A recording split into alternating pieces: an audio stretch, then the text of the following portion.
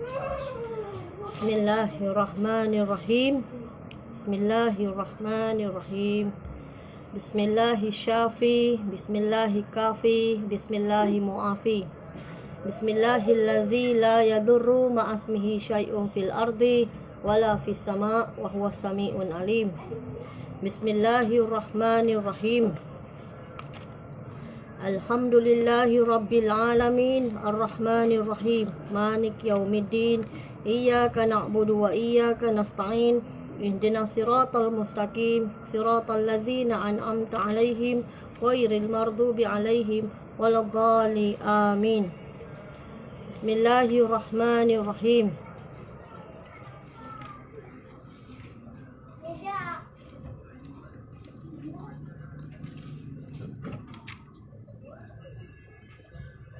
Subhanallah wa bihamdihi wa ada khalfihi wa ridha nafsihi wa zinata arsy wa midada kalimatih. Bismillahirrahmanirrahim. Rabbana walakal hamdan katsiran thayyiban mubarakah fihi mubarakah alaihi kama yuhibbu rabbuna wa yarda. Bismillahirrahmanirrahim.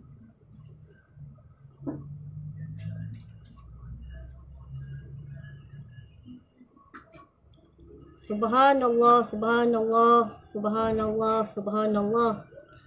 Alhamdulillah, alhamdulillah, alhamdulillah, alhamdulillah. Allahu akbar, Allahu akbar, Allahu akbar.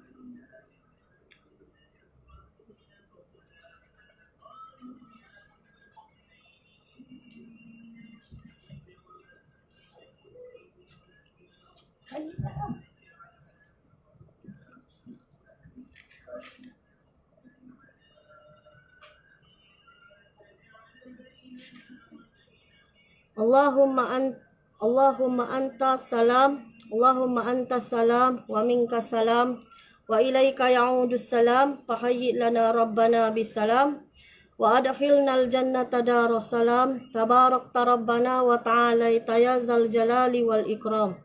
Allahumma la mani'a lima a'taita wa la mu'tiya lima mana'ta wa la radda lima qadaita wa la yanfa'u zal jadda minkal jaddu. Allahumma a'inni ala zikrika wa syukrika wa husni ibadatik. La ilaha illallah wahdahu la syarikalah. Lahul mulku wa lahul hamdu yuhyi wa yumitu wa huwa ala kulli syai'in qadir. La ilaha illallah wa la na'budu illa iyyahu. Lahu ni'matuhu wa lahul fadlu wa lahu sana'ul hasanah. La ilaha illallah mukhlisina lahuddin walau karihal kafirun. Subhana man la ya'lam qadaruhu khairuhu wa la yablughul wasifuna sifatah. Subhana rabbiyal aliyyal a'lal wahhab. Okey. Saya sambungkan clue daripada mimpi saya semalam. Saya percepatkanlah ya daripada semalam kerana saya takut diganggu oleh macam semalam lah. Dan kalau boleh minta share-share lah supaya boleh memberi manfaat kepada yang lain. Saya ambil masa lambat sikit pasal saya ada kerja hari ni. Sudah makan sarapan belaka ke? Saya pun baru lepas makan sarapan je tadi. Okey, bismillahirrahmanirrahim. Saya nak cerita keluar dekat sini. Masa huru-hara ya di Malaysia, masa tu ramai orang cari saya. Masa tu saya dah tak peduli dah cerita-cerita berkaitan dengan mimpi saya ni. Saya nak bercerita, saya tidak bercerita dah. Masa tu saya nak bagi tahu, Allah gambarkan kepada saya dalam mimpi saya. Saya mencari kucing. Kucing dengan perkataan, saya guna perkataan saya nak ambil kucing ni, nak bawa sekali kerana takut Allah Ta'ala lepaskan Ya'juj Ma'juj dia. Jadi saya memang nak bawa kucing tu lah. Ada yang gentak-gentak tangan saya sampai jatuh kucing-kucing saya. Maka saya ni larilah kejar balik kucing saya. Dan abang saya cakap dengan saya, abang saya Abdul Jamaluddin cakap dengan saya, Tak payah ambil lah kucing tu, dia tahu selamatkan diri dia. Dan dia tahu macam mana nak selamatkan diri dia, kata abang saya. Masa dalam mimpi saya sebelum kita nak berangkat pergi keluar daripada Malaysia ke tempat lain. Ada orang tanya saya juga semalam, apa terjadi kepada negara-negara yang kita tidak sebut. Semua itu hancur lebur juga. Semua itu hancur lebur. Dan orang tanya bahagian tentangan yang macam mana bom tu dilancarkan kepada kita. Bahagian berhadapan. Maksudnya kalau di Johor berhadapan dengan Johor. Kalau di Pahang tu berhadapan dengan Pahang. Di Terengganu berhadapan dengan Terengganu. Di Kelantan tu berhadapan dengan Kelantan. Jadi bom tu dilancar ke arah ke depan. Ke depan mereka. Dari aras laut. Dari aras laut. Macam tu. Jadi ada yang confused lah, tanya saya juga semalam. Dia kata, okey, saya cerita tentang pasal makan makan ajar-ajar makan nasi dengan kicap ke dengan telur. Bukan apa, kita sudah amat pasti kita kena bersedia dah. Cuba belajar-belajar lah. Belajar-belajar. Okey, satu lagi saya nak cerita masa di atas gunung yang tinggi tadi. Masa di atas gunung, tapi masa tu saya sudah meninggal. Dan masa di atas gunung, saya sudah meninggal dan saya sedar di atas sirat Allah Subhanahu Wa Taala. Masa di atas sirat tu, masa saya menjerit Allahu Akbar, Allahu Akbar, saya tak boleh nak bergerak. Kerana saya takut. Tapi malaikat pengiring kata, berjalan saja dan malaikat pengirim kata sikit saja cubaan ni, berjalan saja. Okey, kita berhenti kat situ, kita sambung balik. Masa malaikat kata disuruhkan saya duduk di atas, saya tambah lagi semalam yang saya lupa nak cerita. Dia kata masa aras bergegar-gegar tu, masa saya ungkit kepada Nabi Adam tu, masa saya ungkit, saya kata kalau nak bakar Nabi Adam lah. Masa tu telah pun berlaku kiamat di dunia. Masa tu. Okey. Dan dia cakap, dia bagi tahu saya lagi, bagi gambaran kepada saya. Di saat saya nak mati di atas gunung berbatu yang tinggi sambil menadah tangan. Di saat itu juga Allah menggerakkan bumi dia, menghancurkan segala yang berkaitan dengan kepandaian manusia atas muka bumi. Maksudnya, dia perumpamaan kepada saya, dia cerita macam ni, malaikat pengiring cerita. Contoh dia, sekiranya pohon kelapa yang kamu biasa naik masa kecil dahulu, lebih tinggi daripada pohon kelapa, pohon kelapa, sekiranya lebih tinggi daripada pohonnya, semua bangunan atas muka bumi ni Allah runtuhkan. Bukan itu saja. Dia kata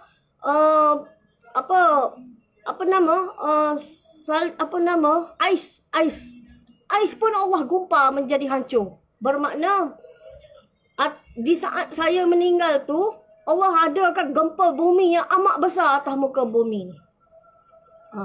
Allah adakan gempa bumi yang besar. Di saat saya meninggal di atas gunung yang tinggi, di saat itu Allah gegarkan gempa bumi yang maha dahsyat yang belum pernah ada atas muka bumi itu. Jadi meruntuhkan semua bangunan-bangunan tinggi di dunia. Seluruh dunia runtuh bangunan tinggi. Ibarat dia kata, malaikat pengiring saya, dia kata, kamu pernah naik pokok kelapa masa kecil-kecil dulu, asal lebih tinggi sikit je bangunan dia, semua runtuh. Dia bagi contoh, saya tanya KLCC runtuh. KLCC pun runtuh, Dubai pun runtuh, dia kata. Saya tanya Dubai pun runtuh. Semua atas muka bumi lebih tinggi daripada pohon kelapa yang saya pernah panjat dulu, semua runtuh. Tak ada yang tak runtuh, semua runtuh. Jadi Allah mengeluarkan, dia kata Allah juga mengeluarkan tempat yang membuat manusia menciptakan perbuatan khianat, iaitu di dalam perut bumi sekarang, manusia jahat yang ada atas muka bumi, dia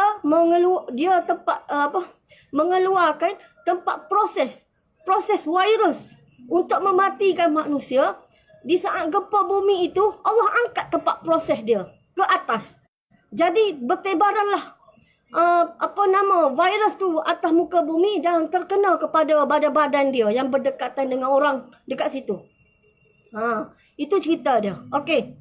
Masa saat tu juga malaikat pengiring saya di atas masa dia bagi tahu apa yang saya nak cerita, apa yang saya perlu tahu, dia cerita lagi. Dia kata, tak lama yang kamu mati tadi, apabila gempa bumi besar, berperang tadi sudah senjata manual.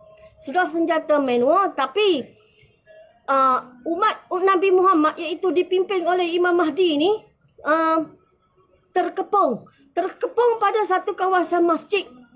Kata malaikat pengiring saya, terkepung dalam kawasan satu masjid yang amat besar juga, terkumpul lebih kurang dalam 70,000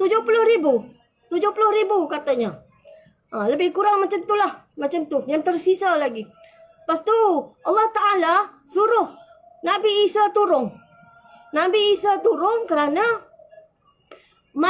Dajjal sudah ada. Dajjal bermata satu, manusia bermata satu turun. Dikejar. Jadi Nabi Isa tadi diturunkan oleh Allah untuk menghapuskan Dajjal. Masa tu apabila Dajjal tu mati, jadi umat Nabi Muhammad daripada kumpulan Imam Mahdi tadi membunuhlah sebanyak mana dengan apa saja musuh tadi. Okey, tak lama Allah cerita kepada Nabi Isa, nanti Allah akan lepaskan Ya'juj Ma'juj yang penuh dengan penyakit yang sudah ada di badan dia. Maksudnya, masa gempa bumi tadi, ciptaan yang dia nak hancurkan manusia-manusia yang ada sekarang atas muka bumi, itu sudah terkena pada badan dia. Jadi Allah Ta'ala kata yang tersisa ni adalah Ya'juj Ma'juj. Ibarat dia ni banyak, tapi badan dia sudah ada penyakit. Apabila sudah ada penyakit, Allah perintahkan kepada Nabi Isa dan juga kumpulan Imam Mahdi tadi menyorok di atas gunung. Jangan berdepan dengan mereka kerana badan mereka penuh dengan penyakit dah. Tak lama Allah Subhanahu Wa Taala mematikan mereka dengan sebab virus yang mereka ciptakan sendiri pada diri mereka tadi, dijangkiti pada badan mereka. Allah ada juga semalam orang tanya saya, dia cerita, kenapa tak sebut Arab Saudi ataupun negara-negara Islam yang lain? Dengar sini baik-baik ya. Kita ni tak sempat lagi nak berperang dengan mereka, tapi kita sudah berperang dengan jiran kita, iaitu Filipina. Kita berperang dengan mereka dan kuncu-kuncu yang tolong support daripada Filipina tadi menghentam kita. Macam tu. Jadi secara tidak langsung, ada orang kata Turki dengan Pakistan bagaimana? Saya digambarkan Turki dengan Pakistan tadi ibarat kilat sambung menyambung. Saya tidak faham perkataan itu. Kena cari orang yang warak lah. Tanya dia penerangan yang bagaimana. Kerana saya pun ilmu tak cerdik. Macam kalau saya tanya habis, mustahil. Pasal saya tidak terlintas di fikiran saya pun. Okey. Yang saya nak cerita tadi, Ya'juj Ma'juj tadi, dia datang tadi dengan sekumpulan yang ramai. Tapi dia datang tadi, penyakit dia yang Allah sudah lekat kepada dia, tangan-tangan dia yang menciptakan virus dia sendiri melekat pada badan dia. Sebabnya, masa berlaku gempa bumi, Allah timbulkan penyakit itu terkena kepada puak-puak mereka. Puak-puak Ya'juj Ma'juj sendiri. Ya'juj Ma'juj ni manusia juga. Jadi terkena pada dia yang virus yang dia nak bagi kepada kita. Dah terkena kepada dia. Itu cerita dia. Dan apa lagi ya? Stop. Mana yang tak faham lagi? Boleh tanya. Kok ada soalan ke? Yang mana tak faham? Boleh tanya saya. Okey. Lagi satu. Dia kata apabila benda ni semua Yajuj Majuj tadi dimatikan oleh Allah dengan cara tersendiri, Allah jugalah membersihkan sisa-sisa bangkai mereka tadi. Jadi Allah bersihkan.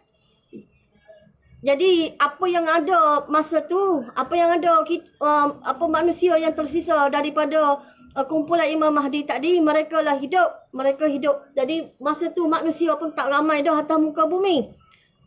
Mereka hiduplah meneruskan. Masa tu teknologi pun dah tak kuat pasal gempa bumi besar tadi meranapkan semua dah. Sesudah saya meninggal di atas gunung yang tinggi, gempa bumi tu menggoncangkan seluruh dunia. Ibarat dia di kutub ais tu, Allah hancurkan ais tu macam ais yang kita kisah, ais yang kita kisah. Orang kata apa, ais yang tebal tu Allah hancurkan. Di situ pun Allah dah hancur macam tu. Bayangkan kalau kita ni di atas darat yang memang dah tanah, Allah kisahkan. Masa tu Allah Ta'ala kata, malaikat pengirim bagi gambaran kepada saya. Masa tu Allah buat dunia ni yang mana tersisa keadaannya huru-hara dengan kesakitan merata-rata, mayat yang tidak mengikut mencari Imam Mahdi pun merata-rata, dan juga kelaparan di mana-mana, cukup lapar. Tak lama selepas itu ada dukhan. Lepas ada dukhan, masa tu kebulu lapar, tak ada makanan. Lepas ada dukhan, lepas tu baru ada Dajjal. Masa saya dekat sini adalah setelah saya meninggal di atas gunung berbatu yang tinggi, oleh bom yang amat besar, ya, sambil mendadah tangan dipermudahkan urusan kami, akhirat kami. Jadi Allah guncangkan dunia ni. Apabila Allah guncangkan dunia ni, masa tu orang yang musuh pada Islam, mereka sudah tidak menggunakan senjata yang orang kata apa, bom yang boleh petik lah maksudnya. Mereka guna manual dah. Mereka menggunakan manual. Masa itu tim Imam Mahdi dah boleh melawan orang kata musuh-musuh Islam tadi dengan senjata manual. Masa kami tadi, sebelum kematian saya, bukan senjata manual ya, senjata automatik lagi. Setelah saya mati, mereka guna senjata manual. Sebab Allah sudah gemparkan dunia ni. Apa yang ada automatik atas muka bumi ni, air ke, api ke, secara automatik tak ada.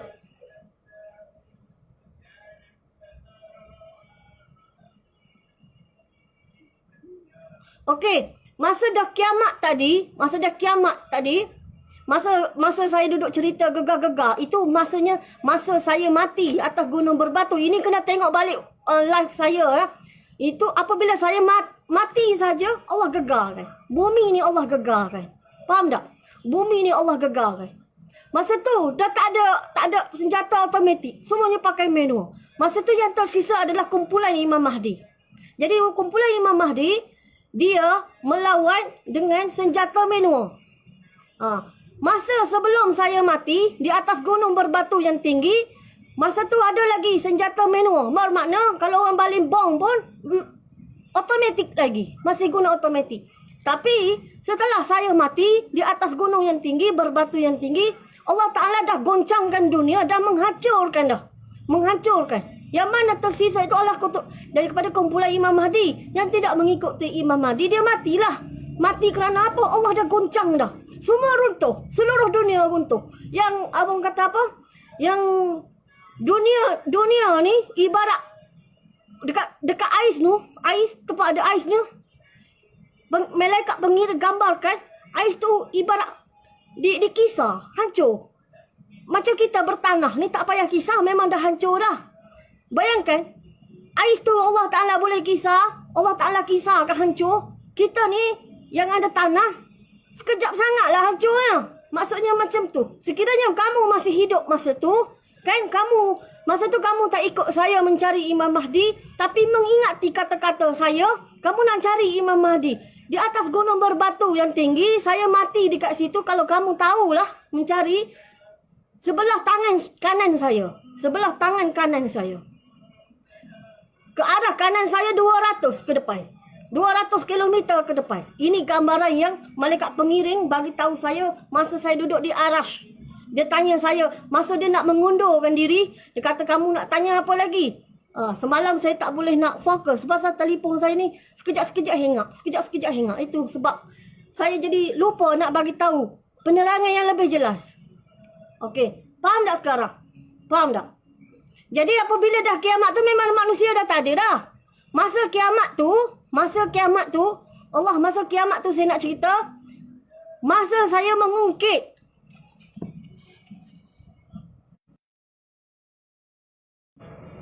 masa nak kiamat tu, Allah Ta'ala, saya mengungkit. Kalau nak bakar-bakar Nabi Adam, kan saya cerita.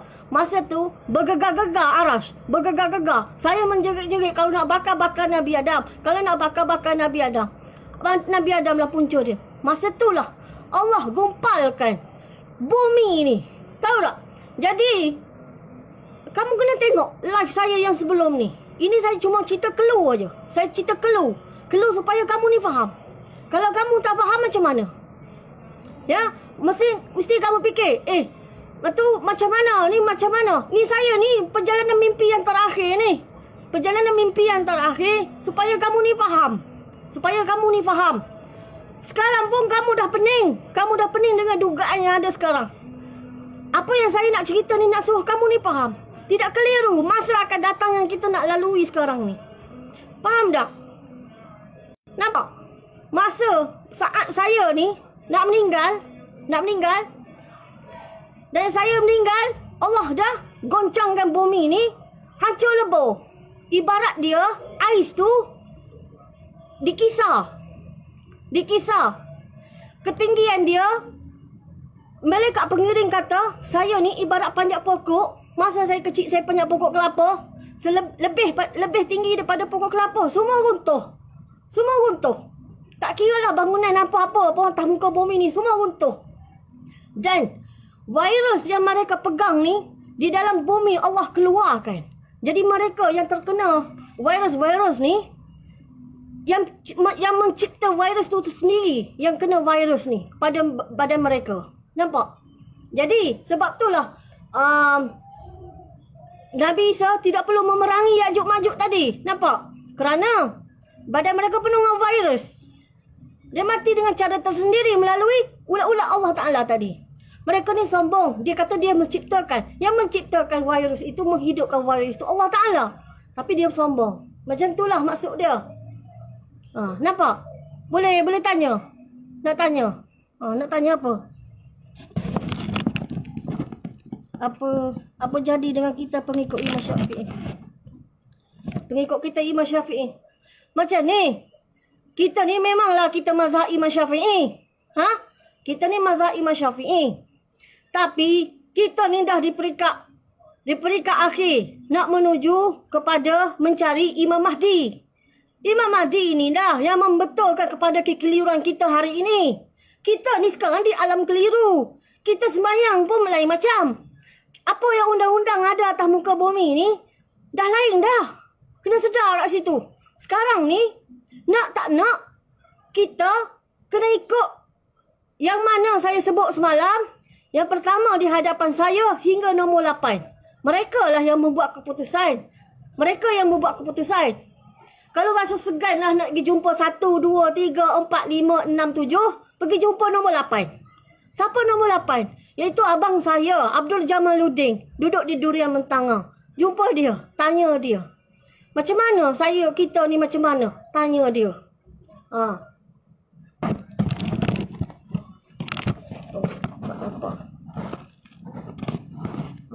Okey? Nampak?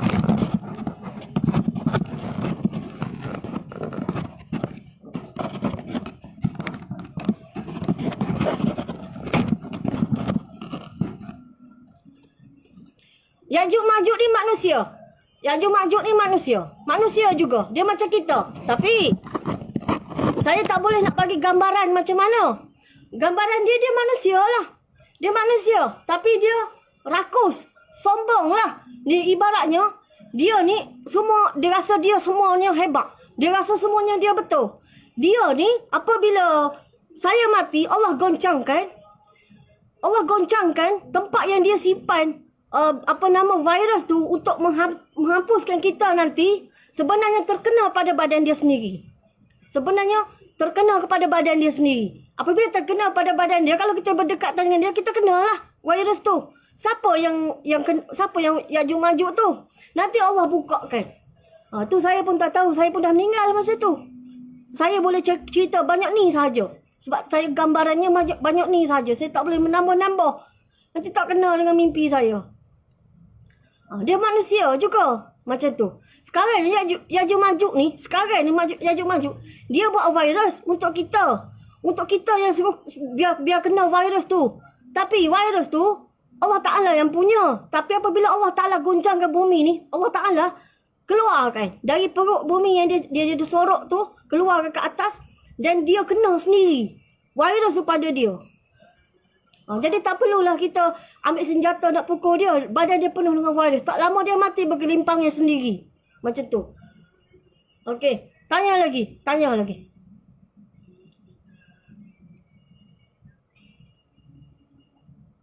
Nak tanya apa? Biar sampai habis. Biar sampai habis tanya. Okey. Saya nak menggambarkan juga.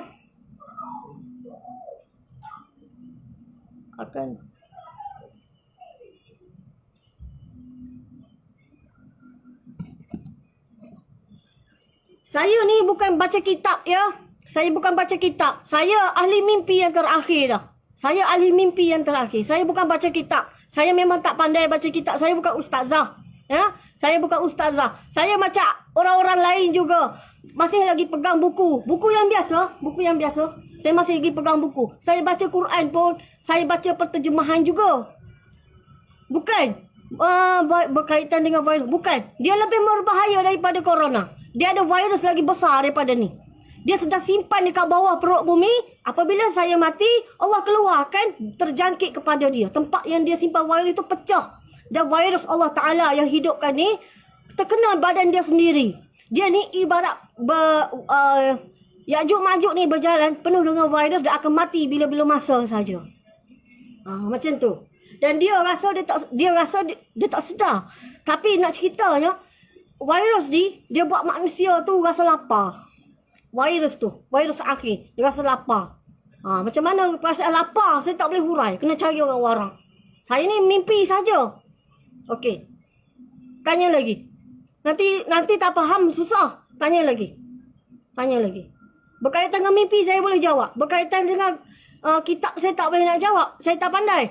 Pasal saya bukan ustazah. Saya ahli mimpi. Saya cuma mimpi saja. Tanya. Okey. Saya nak cerita masa huru-hara berlaku tu. Rakyat di Indonesia. Masa huru-hara ni besar. Terlampau besar. Mereka berenang masuk ke Selat Melaka. Berenang. Mereka sampai berenang masuk ke Selat Melaka. Bayangkan. Huru-haranya masa tu. Jauh kan? Indonesia dengan semenanjung Malaysia ni jauh. Tapi mereka berenang datang sini. Ada lagi orang tanya, kita kena ikut ke? Yang saya sebut nama tadi. Ya kena ikutlah. Setiap nama yang saya sebut tadi, mereka ada 10 bendera. 10 panji. Jadi dia yang atur. Macam mana dan bahagian mana. Dia yang atur. Okey. Kalau misalnya kata sekarang ni apa yang saya kena buat? Kau dah rasa keliru sangat dah. Dah rasa macam susah hati. Nombor 1 hingga nombor 7 kamu susah nak jumpa. Kamu pergilah jumpa nombor 8. Nanti dia bagi tahulah. Itu Allah dah tetap daripada dia. Nanti dia tahulah nak bagi tahu apa dekat kamu. Adalah tu dia bagi tahu kat kamu. Macam saya ni, saya tak ada ilmu macam apa yang Allah nak cerita. Saya memang bukannya pemimpin daripada saya cuma diberi mimpi. Bukannya memimpin orang. Masa tu saya sibuk menjaga budak-budak saja. Ataupun menjaga kucing-kucing. Itu saja. Bagi makan, lap basuh-basuh. Bagi makan ke budak, cuci-cuci. Itu saja. Lain saya tak buat. Yang membuat benda ni, okey, orang tanya, kenapa yang depan tu terlampau muda? Muda sangat yang depan tu. Saya tidak tahu. Tapi saya nak cerita, nombor 1, nombor 2 dan nombor 3. Tadi nombor 4. Dan nombor 5. Mereka ni bahagian perang. Mereka ni bahagian perang. Begitu juga dengan nombor 7. Mereka ni bahagian perang. Kecuali Dr. Zakir naik dengan abang saya. Dia bahagian emosi manusia. Bahagian emosi dan juga kesakitan manusia. Yang saya diberi gambaran, abang saya tu kadang tengok peta bagi tahu dan juga jahit manusia. Jahit manusia. Manusia luka ke apa ke, dijahit manusia. Begitu juga Dr. Zakir. Dia bagi ceramah, emosi manusia ni tak tenang. Masa huru hara tu, tak tenang. Jadi, dia bagi ceramah untuk tenangkan hati manusia tadi. Yang lain-lain tadi, mereka tu ibarat panglima perang. Panglima perang. Berperang aja kerjanya. Macam tu, berperang. Saya tidak berperang mula-mula. Saya memang tidak berperang. Saya tidak berperang. Okey, tanya lagi. Tanya lagi clue. Kok saya lupa. Nak bagi tahu, saya ni manusia juga. Maksudnya dekat sini, saat berlaku pertempuran dalam Malaysia dan kita berangkat keluar, tempat dibom besar, kematian anak saya dan saya mati. Di situ Allah sudah gegarkan dunia ni. Mengeluarkan virus. Virus yang berat lah. Tapi terkena kepada orang yang membuat sendiri. Kelompok yang membuat sendiri. Selepas itu manusia ni yang ada tersisa ni huru hara lah. Sakit yang mana hidup. Lapar. Kebuluh. Lapar. Panas. Orang kata apa? Panas. Kebuluh lapar. Masa kering. Masa tu, ada dukhan. Lepas ada dukhan, turun Dajjal. Masa turun Dajjal tu lah. Lepas tu, Dajjal mati, Allah panggil lagi. Hamba dia Ya'juj Ma'juj tu. Nampak tak sekarang? Lepas tu barulah masa aman. Masa aman 40 tahun hijrah. 40 tahun hijrah. Masa aman 40 tahun hijrah. Kita dah berapa dah sekarang? Kita dah 42. Tambah lagi 13 tahun. Masa aman 40 tahun. Cuba kira berapa masa je sebenarnya kita ada ni. Nampak tak? Macam tu. Jadi dekat sini saya nak bagi tahu, kita juga ada masa kering, iaitu masa ujian Dajjal. Masa ujian Dajjal tu kita ada juga masa. Kena cari tok guru lah. Kena cari orang alim yang boleh faham benda-benda macam ni. Saya tak erti. Saya boleh bagi gambaran sahaja. Maksudnya nak berlaku kepada orang tanya mana kiamat. Kiamat kadilah. Kamu kena tengok saya punya live yang pertama. Masa lalu atas sirat. Lepas tu masuk ke dalam neraka Allah. Lepas tu saya naik ke syurga Allah. Saya ulang alik. Masa bergegar aras, masa saya ungkit. Kalau nak bakar Nabi Adam lah. Saat itulah kiamat. Dunia panggil, malaikat pengiring kata, manusia panggil kiamat. Kami panggil, Allah gumpal kan. Masa itulah. Maksudnya panjang lagi. Tapi panjang tu nak cerita, hanya yang terpilih saja hidup masa tu. Yang terpilih saja hidup masa tu. Nampak tak? Okey. Yang mana tak faham lagi? Cuba tanya. Saya ni hari ni last ni nak buat ni live ni. Nanti kalau kamu tak tanya benda yang kamu tak faham, sekurang-kurangnya dengan pertanyaan kamu boleh bagi tahu orang lain. Pasal apa? Saya tak boleh nak cerita benda ni banyak-banyak. Semalam pun ada orang kata dekat saya tak sihat ke? Saya tak sihat ke? Pasal saya cerita pasal belajar suruh makan nasi dengan kicap lah, makan dengan telur lah. Saya suruh belajar. Bukan saya nak ajar kamu. Saya nak ajar diri saya juga. Saya pun macam kamu juga banyak berdosa. Jadi saya nak cuba bagi tahulah. Nak ikut-ikut, tak nak ikut sudah. Pasal sekejap lagi kita akan melalui perjalanan yang panjang. Masa tu kita tak tahu kita makan apa. Saya pun tak ditunjuk saya makan. Ditunjuk air je. Makan tak. Ditunjuk air. Lap tangan pakai air. Lap muka pakai air. Nak ambil air sembahyang pakai air. Pergi ambil air. Tambah air. Lepas tu pergi ambil air tambah air. Lepas tu dah berlaku bom. Saya tak ditunjuk benda makan. Saya ditunjuk benda air je. Lepas tu saya ditunjuk saya mati. Nampak? Nampak? Siapa lagi nak tanya? Siapa lagi nak tanya? Tanya cepat-cepat. Saya ni last dah. Saya pun bukan berani nak cakap. Saya ni mati di atas gunung yang tinggi, berbatu yang tinggi. Bukan berani nak cakap benda macam ni. Demi Allah, saya bukan orang yang berani. Sebab tu saya ni nak bagi tahu hal sebenar. Saya nak bagi tahu hal sebenar. Saya ambil masa. Okey. Saya nak bagi tahu clue, takut saya lupa. Masa kita berjalan tu keluar dari tanah Malaysia, kita nak mencari Imam Mahdi. Sebenarnya dalam tu dah ada Imam Mahdi ya, tapi saya tidak kenal Imam Mahdi.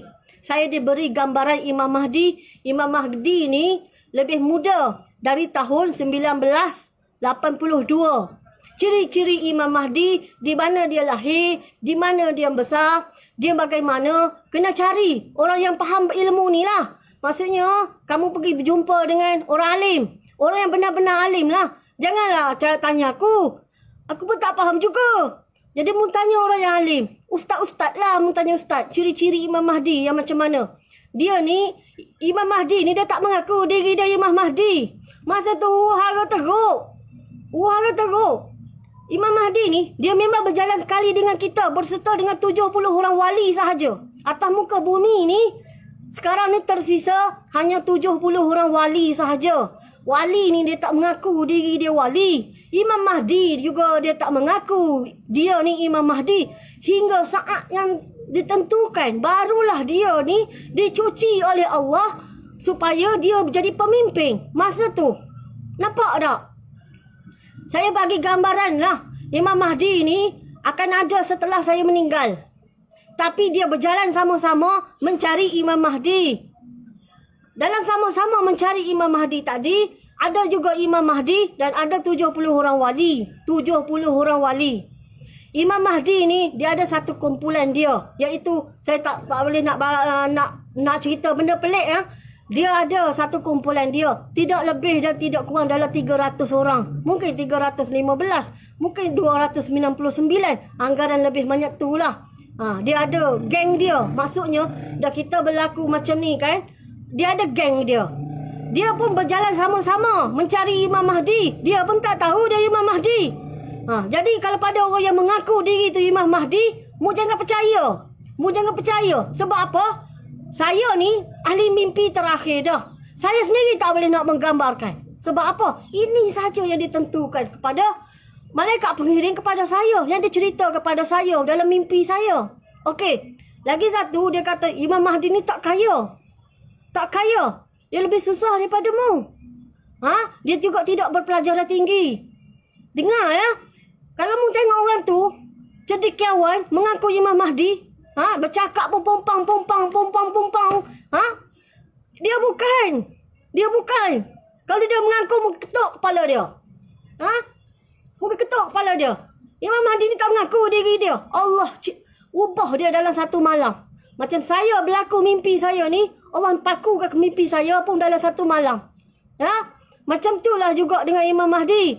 Dia tak mengaku diri dia Imam Mahdi. Dia pun tak tahu. Tapi gambaran dia, masa kita keluar ramai-ramai, dalam tu sudah ada Imam Mahdi. Tapi Imam Mahdi pun tak sedar dia Imam Mahdi. Tapi oleh kerana berlakunya huru-hara yang kuat-kuat ni, maka dia, orang kata apa? Dia ada tim dia. Dia ada kumpulan dia. Dan dia tak tahu dia Imam Mahdi. Dia ni man, lelaki. biasa, tak ada pangkat dunia, tidak ada ahli politik, dia biasa saja. Ibarat dia ni kerja kapung. Tahu? Biasa saja. Kalau dia mengaku-mengaku tu, istighfar banyak-banyak. Istighfar banyak-banyak. Lepas tu pula, saya nak cerita apa lagi? Nak tanya apa lagi? Nak tanya apa lagi? Bagi tahu. Bagi tahu. Saya ni manusia biasa.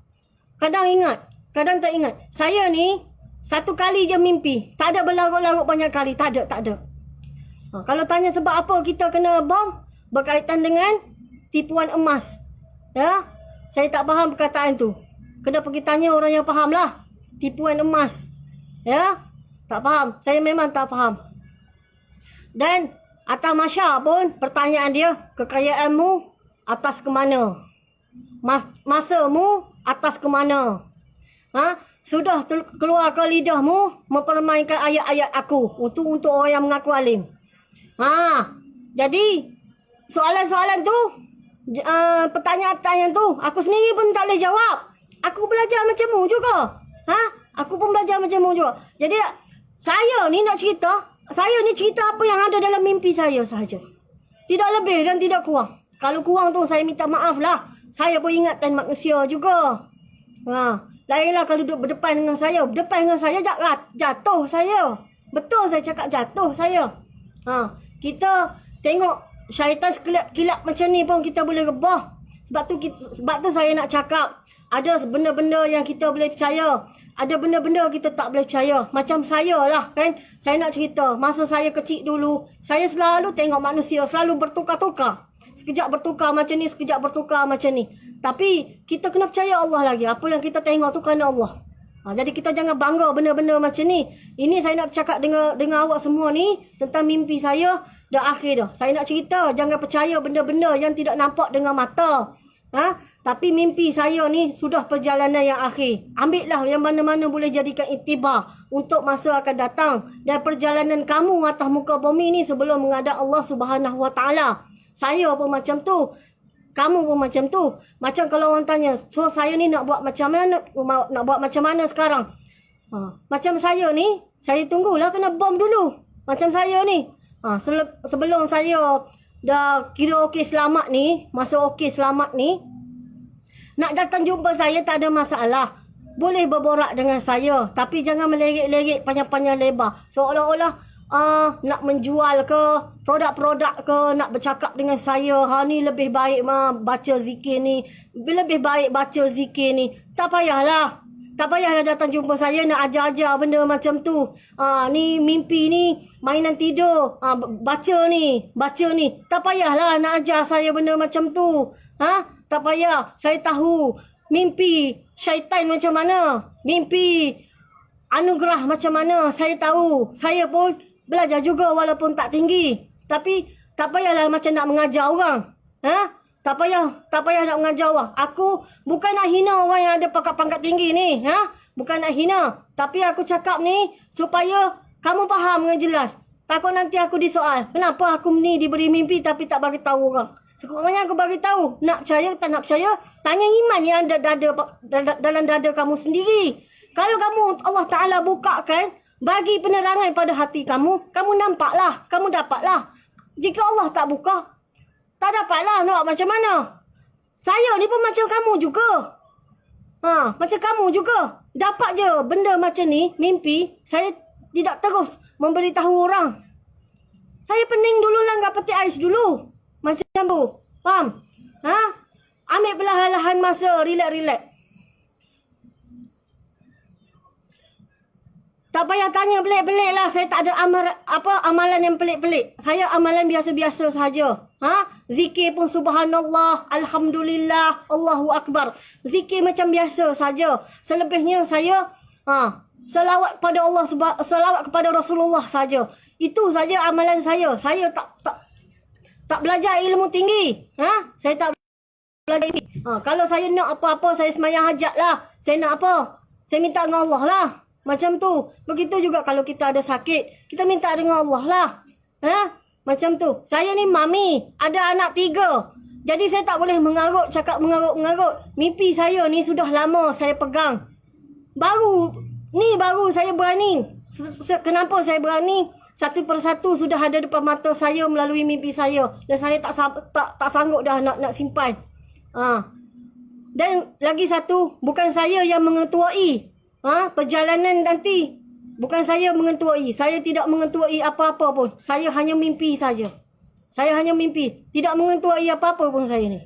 Kalau mengetuai pun abang saya, Abdul Jamaluddin. Dia aja mengetuai. Tapi dia nak mengetuai pun dia tak mahu tu.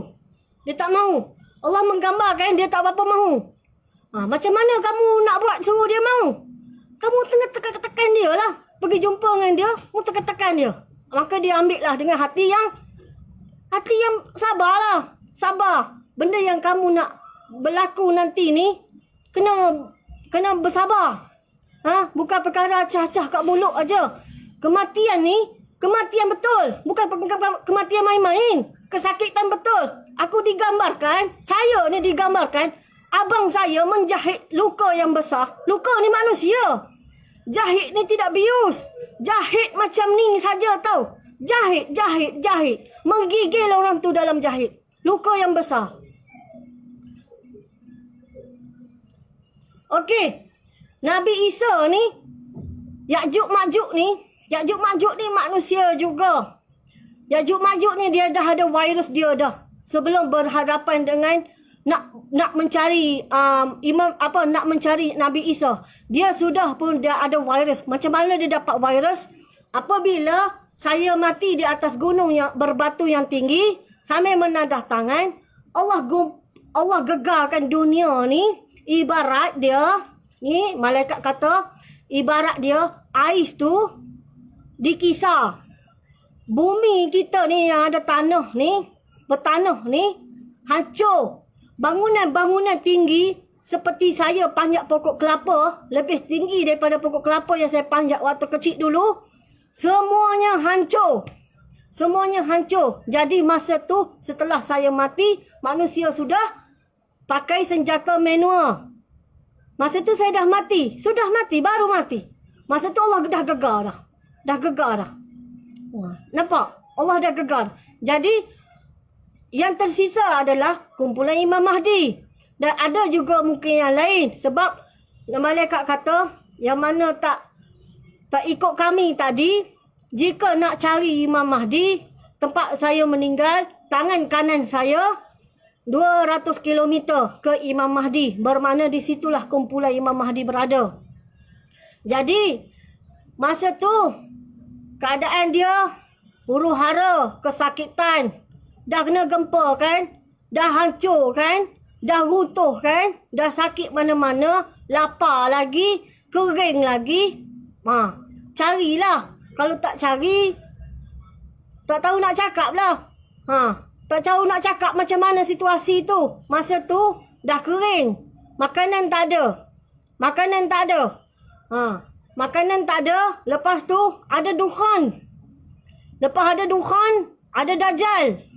Lepas ada Dajjal, ada Ya'juj Ma'juj. Lepas Dajjal mati tu, ada Ya'juj Ma'juj. Lepas tu baru masa aman. 40 tahun hijrah. Ada masa aman. Nampak? Ada masa aman 40 tahun hijrah. Kita sekarang 42. Masa aman 40 tahun. Masa Dajjal turun berapa? Masa kering kontang tu berapa? Kering kontang tu bermaksud selepas gempa yang besar yang Allah gegar. Setelah saya ni mati di atas gunung berbatu yang tinggi. Nampak? Tanya lagi. Last ni saya nak buat live ni. Last ni. Kalau nak tanya lepas ni luar-luar, tak ada 100 orang saya tak nak bagi tahu saya pun mami. Banyak kerja saya nak buat juga dekat rumah ni. Live saya ni tolong share lah. Live saya ni, kalau siapa-siapa yang pandai, tolonglah bagi sari kata. Mimpi saya ni bukan untuk yang saya bercakap bahasa Melayu saja, tapi seluruh umat Nabi Muhammad di seluruh dunia yang ada sekarang ni. Tahu? Nampak tak? Untuk umat Nabi Muhammad di seluruh dunia yang boleh mengenal Allah Muhammad. ataupun la ilaha illallah Muhammadur Rasulullah yang boleh ucap ni untuk mereka. Apabila kamu share, kamu beri manfaat kepada mereka, bermakna kamu ada pahala untuk diri kamu, insya-Allah. Okey, tanya lagi. Tanya.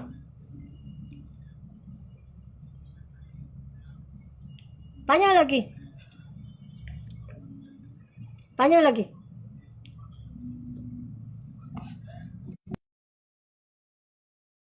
Dah nak pending-pending dah. Nak ulang-ulang dah. Okey? Kalau dah rasa faham dah, kalau dah rasa faham dah, kita ni di pasar macam ni saja. Misalnya kata datanglah satu hadis. Satu hadis berkata, macam ni kiamat-kiamat. Kan saya sudah kata tadi, masa saya cakap dengan Allah Ta'ala, saya mengungkit, saya cakap, kalau nak bakar Nabi Adam, masa itulah, ya. Saya nak, Allahu Akbar. Saya pun dah hang up, saya tak tahulah kenapa, siapa yang buat benda ni. Okey, saya in-live-kan dulu, ya. Saya in-live-kan dulu, dengar baik-baik. Ya, kalau misalnya kata tak faham, ni nombor telefon saya di 0192947235. Macam tu. Ya. Tanyalah, tapi saya nak bagi tahu, tanyalah cara yang baik. Pasal saya pun manusia biasa. Ya. Apa-apa yang berkaitan, carilah orang yang tahu agama. Ya, wabillahi taufiq wa hidayah. Wassalamualaikum warahmatullahi taala wabarakatuh. Stop.